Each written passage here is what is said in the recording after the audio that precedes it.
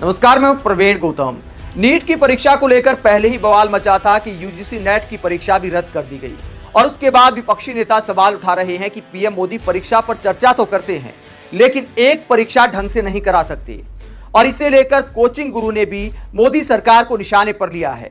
दोस्तों, खबर क्या आती है, आप ये दैनिक भास्कर की हेडलाइन पढ़िए। एक दिन पहले हुआ यूजीसी नेट एग्जाम रद्द, पेपर में गड़बड़ी के शक के चलते केंद्र का फैसला, जांच सीबीआई को सौंपी।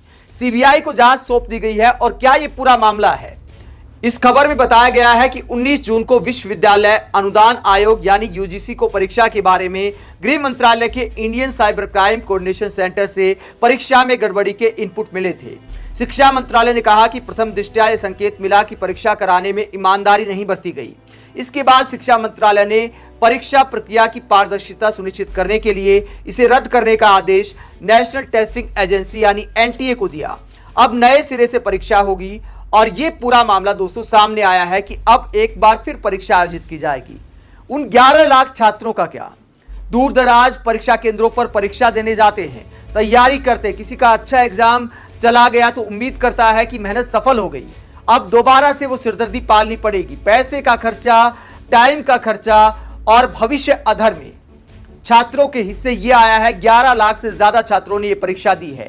पहले ये परीक्षा ऑनलाइन मोड में होती थी, अब की बार लिखित परीक्षा का आयोजन किया गया था, लेकिन पेपर लीक की आशंका के चलते, गड़बड़ियों की आशंका के चलते परीक्षा रद्द कर दी गई है। और इसे लेकर विपक्षी नेता क्या कहते हैं? संजय सिंह सवाल उठाते हैं कि 2 साल में 2 करोड़ युवाओं की जिंदगी पेपर लीक के कारण बर्बाद हो चुकी है। कभी यूपी पुलिस भर्ती, कभी नीट, अब यूजीसी। बीजेपी ने देश को पेपर लीक देश बना दिया है। क्या आपको गुस्सा नहीं आता? आप बार बार मोदी जी को वोट देते हैं, मोदी जी आपको पेपर लीक का चोट देते हैं।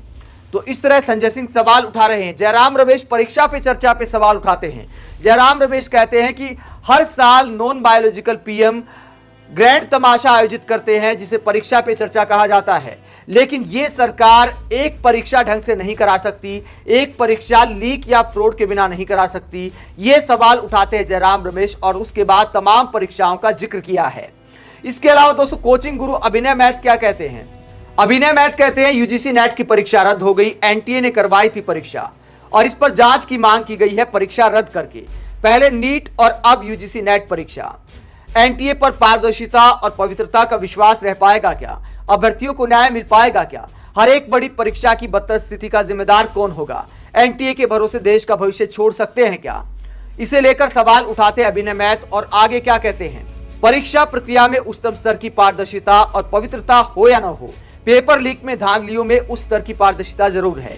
एक भी एग्जाम धांधली से अछूता रह जाए तो बात ही अलग है। पहले नीट और अब ये यूजीसी नेट में धांधली से एनटीए का और शिक्षा मंत्री के कार्यों का आकलन साफ साफ किया जा सकता है कि एजुकेशन सिस्टम की क्या हालत हो गई है।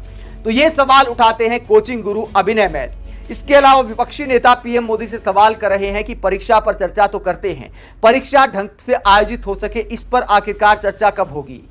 देश के युवाओं के साथ खिलवाड़ कब बंद होगा? इसे लेकर पीएम मोदी को चर्चा करनी चाहिए, लेकिन विपक्षी नेता आरोप लगा रहे हैं कि अपना चेहरा चमकाने के लिए पीएम मोदी परीक्षा पर चर्चा तो करते हैं, लेकिन आखिरकार देश में परीक्षाओं के नाम पर छात्रों के साथ खिलवाड़ कब बंद होगा और ये जो पेपर लीक वाला सिस्टम है इससे कब निजात मिल पाएगी? आप इस पूरे मुद्दे पर क्या सोचते हैं? कमेंट बॉक्स पर अपनी राय जरूर दें। अगर आप हमारी पत्रकारिता को पसंद करते हैं तो थैंक्स के जरिए आर्थिक सहयोग दे सकते हैं। इसके अलावा वीडियो को लाइक करें, चैनल को सब्सक्राइब करें। नमस्कार।